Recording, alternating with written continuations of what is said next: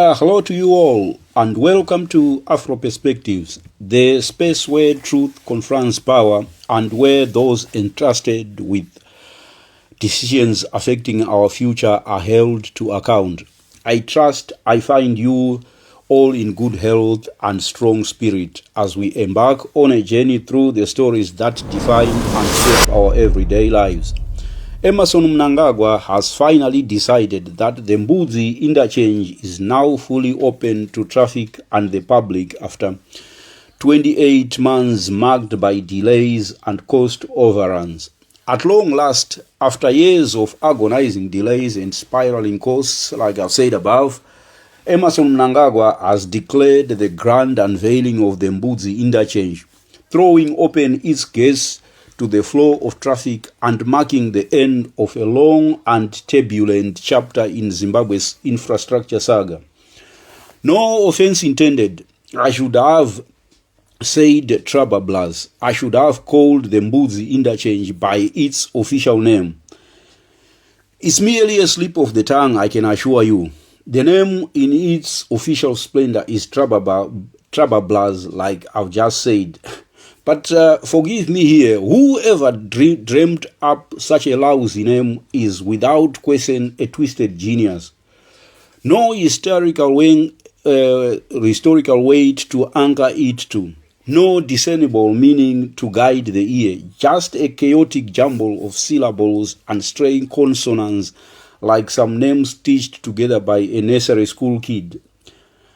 Right before you, as you can see on the screen on there, I've loaded those are snippets of images from the official opening ceremony itself, held on May the 30th, a mere 2 days before I released this very clip. As with all things in Zimbabwe, this was just another stage for the jamboree of praise singers, sycophants and bootlickers, those ever loyal passengers aboard the ZANU-PF gravy train, each scrambling to outdo the other in crafting the most flattering jokes, the most groveling tribute at the feet of Emerson Mnangagwa. But let's just, if only for a moment, let's take a look at the project itself. It's named by ZANU-PF's ever-inventive chorus of praise singers as Zimbabwe's infrastructure marvel of the decade. I have to admit this is an extravagant claim to say the least, even by the lofty standards of ZANU-PF's devoted sycophants, whose very existence revolves around inflating hollow triumphs into occasions of celebration, all in a desperate bid to curry favor with the big man himself, Emerson Mnangagwa. We are told by the so-called chefs that this grand endeavor came at a staggering cost of $88 million US. Of that, the princely sum of $23 million US was set aside to compensate the displaced, those who watched their homes and livelihoods vanish beneath the march of progress. But the question I have to ask is this: can any rational observer, and any rational observer is inevitably going to ask is, what, if you can please tell me, was originally built on that site, so valuable and so costly that it alone ate up a full 25% of the entire project's budget? You can see for yourself in the image I've loaded on screen on there. That right there is the Mbudzi roundabout, frozen in time, and that is in December 22, just 4 weeks before they commenced the Trabablaz, constructing the Trabablaz interchange. Does that to you or to anyone with even a shred of reason look like a structure demanding a staggering $23 million US just to level that piece of earth, make it flat in preparation for construction? To me, this smells nothing less than a brazen plundering of the public purse, an audacious haste carried out with the cold certainty that no watchful eyes will ever dare to investigate this sort of scam. Well, then call me naive if you must, but I would humbly suggest we leave that mystery to the project's auditors. Light humor aside, the question I want to ask is, who, that is, if at all there is anyone who can do that sort of task, will ensure that the Zimbabwean taxpayer truly received value for their 80 million US dollars poured into that one giant bottomless pit that is the Trabablaz project? Who is going to pour into the ledgers of the project itself and make sure that the 23 million US dollars did not sink into the black hole of corruption?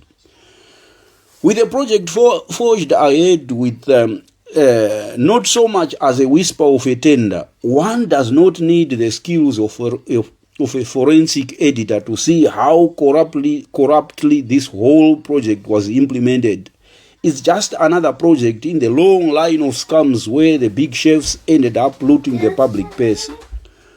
So if this information, at least in terms of those discrepancies in the figures that we can all point out to, in terms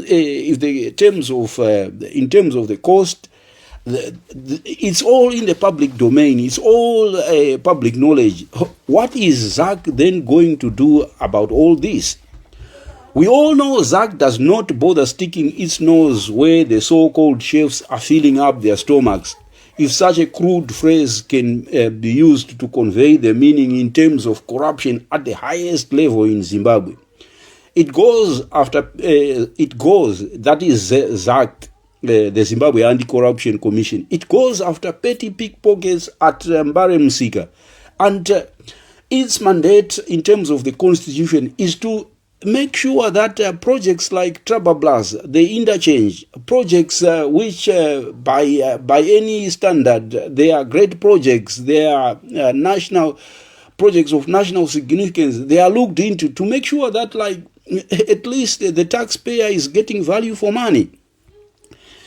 The project, that is the Trabablaz Interchange, was built by an entity called Treforma and four other contractors whose names I have not actually checked.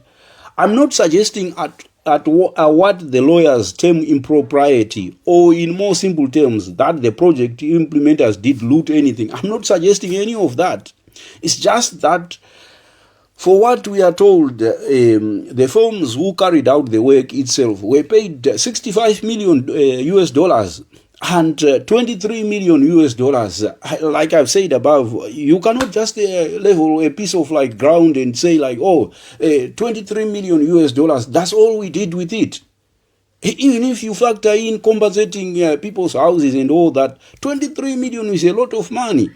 That's in hard currency. That's the American dollar, the reserve currency of the world. That's what we are talking about.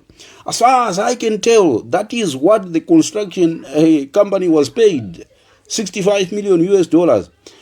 The 23 million US dollars, I suspect, was a sweetheart deal. And some of the 23 million US dollars, or even all of it, ended up lining up the pockets of the well-connected business mafia. Those people we are calling now project implementers and all those sort of crooked business people. And one last question: how do we even know that Treforma were the best entity to undertake the project, if the project itself never went to tender in the first place? To me, this is the unmistakable signature of a nation falling apart at the seams through corruption. There is no doubt that the upgraded Mbudzi interchange will ease traffic congestion and make life easier for both commuters and motorists in and around Harare, and even further afield as the whole SADC region, since you know that very well, all traffic from Chirundu to Beitbridge, it passes through Harare. But in terms of managing public finances, Trabablaz is a glaring monument to illustrate just how far things have decayed in Zimbabwe. The machinery of accountable government has simply broken down in Zimbabwe. If you want to wind the reels a few months back in time, with characters like Chivayo at the center and at the chaos surrounding the supply of materials for the election, the election of 2023. The tender wasn't just flawed, it was rigged from the start. It was a brazen and a juvenile spectacle, an amateurish charade of plundering the public coffers, but no one is going to go after Chiwayo. Chiwayo is untouchable. He is shielded from the top, the very pinnacle of power in Zimbabwe, the office of the president himself. Now with projects like Trabablaz, even the pretense of following the rules has been cast aside. No masks, no charades, just naked defiance of the public rules of procurement. It's all corruption laid bare for all to see. They didn't even bother with the formalities of inviting firms to tender. The entire charade was discarded. Instead, they simply handpicked whoever they wanted. You can see for yourself public contracts. In the case of Trabablaz, if the case of Trabablaz is anything to go by, is now just another channel for the ZANU-PF elite to reward and reach a tiny elite in the private sector. Oligarchs. Here is connections that count, not competence or even best overall value in terms of like what the procurement specialists, what they actually rate on which tender is the best. So this is where we are, and then you have if this is what actually transpired, so what sort of justifications the Procurement Regulatory Authority of Zimbabwe considered in setting aside the rules in inviting tenders? Because this is what they did. Or if the PRIZ did not make such a decision, then who did? This is just the stuff of a banana republics. The system of governance reduced to the whims of one man, rule by decree masquerading as orders, with instructions bowed and broken beneath the weight of unchecked power. To get an idea of how this project smells of corrupt practices, like inflating costs and backhanders lining the pockets of tenderpreneurs, just consider this. That's an equivalent project there I've put on screen there. It's Francistown Interchange in Botswana. Its cost was estimated at 140 million pula. That is just a mere 10.5 million US dollars. I'm not saying $10.5 million is a tiny amount by any measure. No, we are actually comparing it with the 88 million US dollars the Zimbabwean taxpayer paid for the Trabablaz interchange. And consider this, it took a mere 18 months to complete, and compare with that with the 28 months that it took to complete the Trabablaz interchange. And what in those 28 months, what were they doing? Trabablaz, as you can imagine, is Emerson Mnangagwa's pet project. It was started in January of 2023. And even at the time of its completion, just this past weekend, the official opening on the 30th of May, some work is not even completed. 28 months and a staggering 88 million US dollars in cost overruns to come up with such a substandard, shoddy piece of work. The structures of such quality are normally all concrete and steel. But look at the pictures of Trabablaz. I've loaded up on screen on there. It's built on embankments, and in less sophisticated terms, that's just a pile of compacted soil. In a few years, the rain is just going to wash all that away. And if you use the Francistown project as a benchmark, Zimbabwean taxpayers could have got 4 major such interchanges for three additional cities. Maybe the government of Emerson Mnangagwa could have built up such structures for, let's say, Bulawayo. You could have such a structure in Gweru, and even Mutare could have got its own interchange. This is the scale of how the Zimbabwean taxpayer is losing out to the ZANU-PF looting machine. Consider that Zimbabwe's labor costs are very, very low when you compare them to Botswana. So why this massive discrepancy in costs? Like I've said before, it's just summed up in one phrase. This is the state-sanctioned looting of public coffers. And I have to agree here. I lay no claim to expert in civil engineering. And so I shall leave the intricacies of structural integrity, those sort of issues, to those better qualified than me, that is civil engineers. But just take a look at those images I've loaded on screen on there. Zoom into the images and you can see for yourself.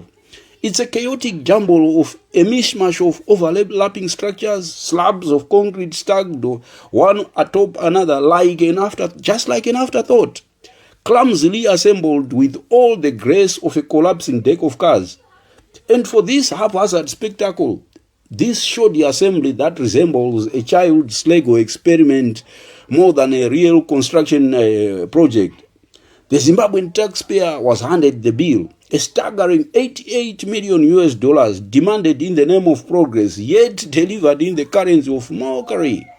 This is Zimbabwe laid bare. And you can just see for yourself, words begin to fail, and only one truth remains. This is the kind of farce only a banana republic could conjure. A theater of dysfunction that defies logic and mocks accountability. The crooked elites within ZANU-PF wield insider knowledge like a weapon. They know exactly where to bend and twist the rules, handing out literal hampers of scarce American dollars to their cronies in the private sector. A ruthless dance of favoritism fueled by corruption and greed. By now, I suspect some of you may have concluded, perhaps rightly, that I have not even a single glowing word to offer about these so-called great infrastructure milestones, or whatever grandiose label the spin doctors from Emerson Mnangagwa's regime are peddling.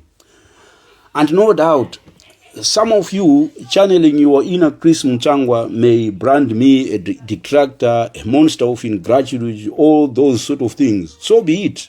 I will wear that accusation like a badge and gladly take such criticism any day if speaking truth to power is now a crime. And honestly, would you blame me? When all the ZANU-PF elite seem to do as a pastime is loot public coffers, then parade themselves before the cameras with self-approving smiles, unveiling a project that's dragged on for 28 months and still stands incomplete at the time of unveiling. This is a monument not to progress, but to arrogance and the decay in how we run projects. Well, I think I just have to point out that the people who make decisions to implement projects like Trabablaz, Emerson Mnangagwa himself included, are public servants. In short, they work for the people of Zimbabwe and should account for the outcomes of such projects to the Zimbabwean taxpayers. To me, that is a vision both noble and rare. It is an ideal worth reaching for, worth fighting for. It is clean and transparent governance that breathes life into world-class projects. I have to say that. And integrity lays the foundation, and accountability builds what corruption never could. That is true progress. The only thing I can say is that, at least the only positive thing that I can say about Trabablaz is, at least that is good by world-class standards, is the signage. Kudos to whoever got the signage contract. They did a great job. But can we say that out of $88 million, all we got worth talking about were a few road signs? Is this how low we have sunk as a nation? Well, yeah, that's something. That's something. Well, thank you for tuning in, and if you believe I have overlooked a crucial detail in the Trabablaz saga, or if against all odds you truly think ZANU-PF worked wonders with it, that is the Trabablaz interchange, go ahead, make your case in the comments below. Let the debate breathe. And if this analysis struck a chord, if it steered a thought or sharpened your view, don't forget to show some love with a like and hit that subscribe button to stay with us on this unflinching journey. Until next time, thank you, bye, goodbye, siyabonga, tatenda.